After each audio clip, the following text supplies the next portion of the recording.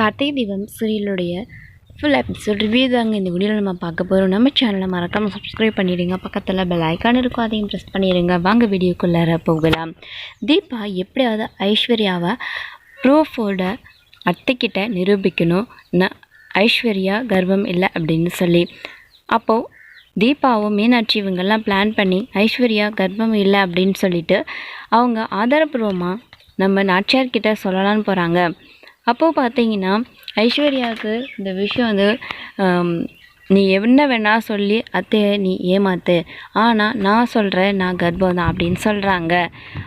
அப்போது மீனாட்சி ஒரு பக்கம் வெளியிலன்னு பார்த்துக்கிட்டு இருக்காங்க, இன்னொரு பக்கம் மைதிலி தீபாலாம் வந்துடுறாங்க வீட்டுக்கு. ஸோ வீட்டில் வந்து ஐஸ்வர்யாவும் தீபாவும் சண்டை போட்டுக்கிட்டு இருக்காங்க. இங்கே பாரு, நீ என்ன நாடகம் வேணும் நடத்தி பொய் சொல்லி என் மேலே பழி போட்டு நான் வந்து கர்ப்பம் இல்லைன்னு சொல்லி நீங்கள் எல்லோரையும் ஏமாற்றலாம், எல்லாரையும் நீ நம்ப வைக்க என்ன ட்ராமா வேணால் போடு, ஆனால் அத்தை வந்து உன்னை நம்ப மாட்டாங்க அப்படின்னு சொல்கிறாங்க ஐஸ்வர்யா. ஆனால் நம்ம ஐஸ்வர்யாவும் தீபாவும் சண்டை போட்டுக்கிட்டு இருக்கிறத பார்த்துட்டாங்க நம்ம நாச்சியார். என்ன நடக்குது இங்கே? தீபா, ஐஸ்வர்யா சொல்லிக்கிட்டு இருக்கிறதெல்லாம் உண்மையா? தீபா, நீ இப்போ சண்டை போட்டுக்கிட்டு இருக்கிறதெல்லாம் உண்மையா அப்படின்றாங்க. ஆமாம் அத்தை, நம்ம நினைக்கிற மாதிரி ஐஸ்வர்யா அக்கா கர்ப்பமாகவே இல்லை, அவங்க இவ்வளோ நாளாக நம்மளையெல்லாம் ஏமாற்றிக்கிட்டு இருந்திருக்காங்க அப்படின்னு சொல்கிறாங்க. அதுக்கான ஆதாரம் இது என்கிட்ட இருக்குன்ற மாதிரி காட்டிடுறாங்க.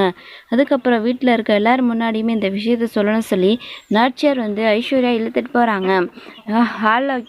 ஹாலில் வச்சு நம்ம கார்த்திகுடைய அப்பா அருண், இன்னொரு பக்கம் மைதிலி, தீபா, ஐஸ்வர்யா, நாச்சியார் எல்லோரும் நிற்கிறாங்க.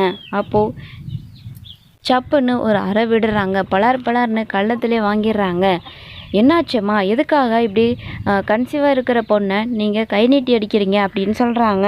இங்கே பாரு அருண், இவ ஒன்றும் ப்ரெக்னெண்ட்டாக இல்லை, இவ்வளோ நாளாக நம்மளையெல்லாம் நம்ப வச்சு முட்டாளாக்கிட்டு இருந்திருக்கா, இவ கர்ப்பமாகவே இல்லை அப்படின்னு சொல்கிறாங்க.